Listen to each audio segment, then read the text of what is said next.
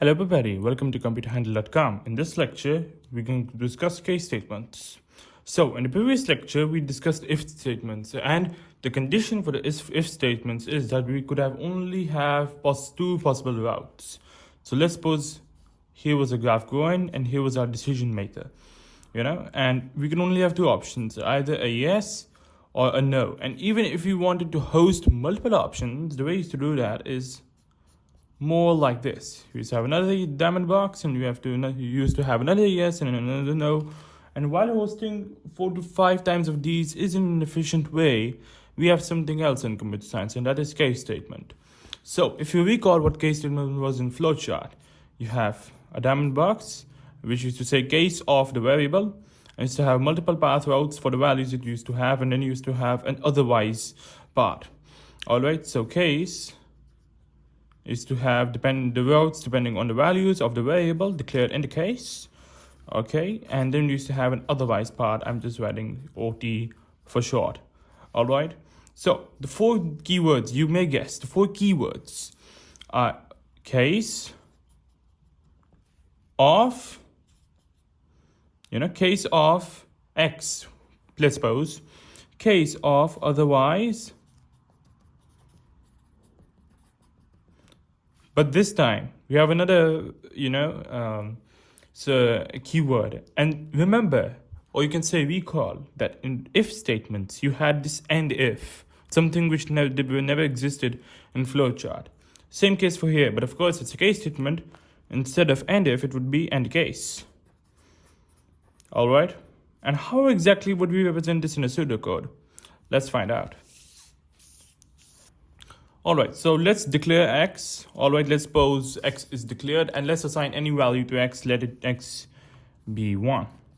Okay, so the way we are going to, declare our case statement is we're going to write case, alright, of the variable, in this case, let it be x. Alright, and then we used to have a colon.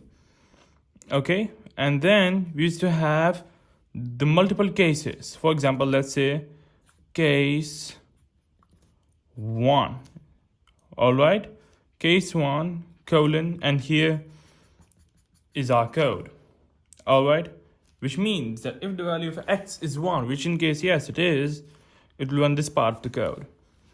If it's not 1, let's suppose we have another case 2.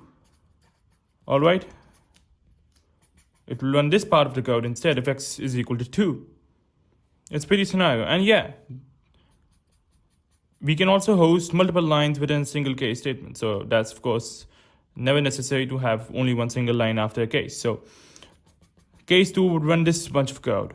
All right, and let's suppose we have another case 3. This would run another single line. All right, however, if the value of x is neither of these, we need to remember in flowchart we used to have the otherwise part. So in this case, we also have the otherwise, and the otherwise is written pretty much like this. In a similar scenario, colon and the code for the otherwise part, usually, depending on the scenario, it is error, not found, error, or whatever, right? And then, of course, we have an end case to let us know, or let the program know that, okay, case statement has now ended. So this is the basic syntax, or you can say the basic form we use case statements in pseudocode. Now let's do an example. Alright, so here's a question regarding case statements, an example question.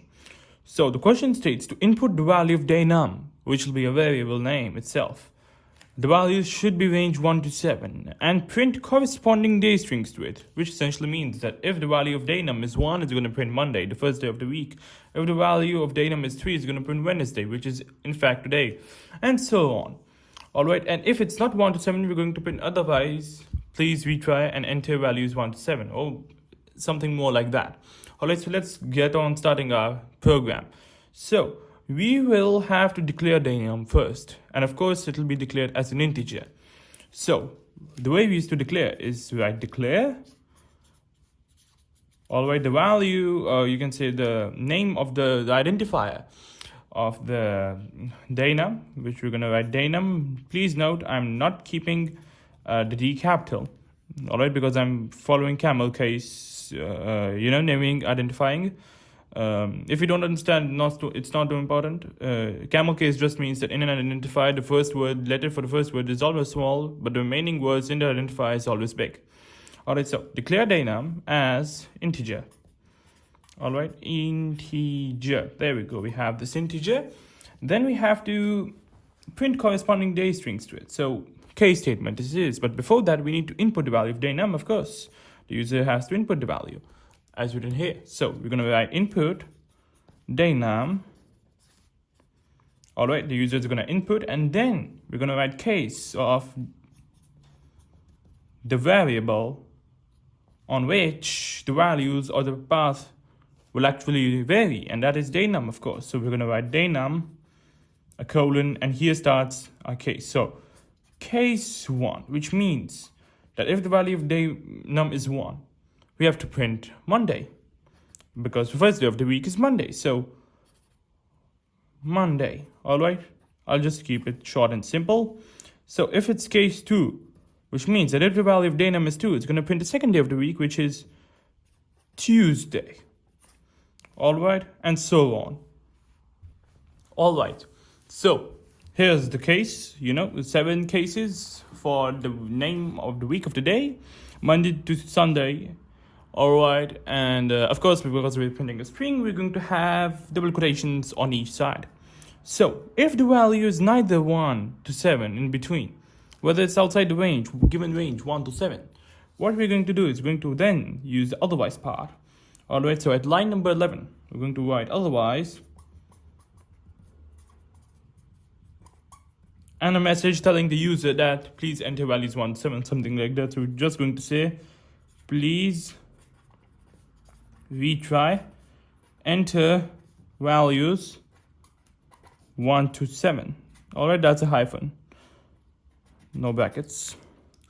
All right, so that's it. And of course, we also have to tell the program that, case statement has ended. So we're going to write end case, and that's our program complete. So let's drive in the program. All right, let's create sort of trace table for it. So, well, actually, let's drive in. Let's don't create a trace table. That's going to get too lengthy.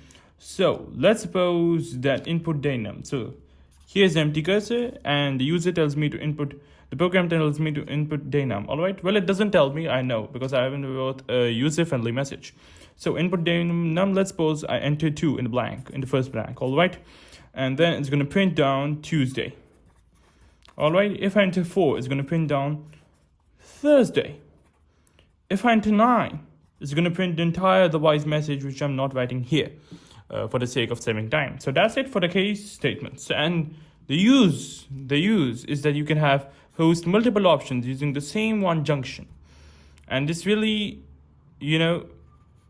becomes useful later on during your program, and you'll have multiple cases for many variables. All right, and so that's it for this lecture. And in the next lecture, we're going to start on with the iteration loop, so you can say repetition statements. All right, and the way we implement them in pseudocode, because their implementation is actually quite interesting.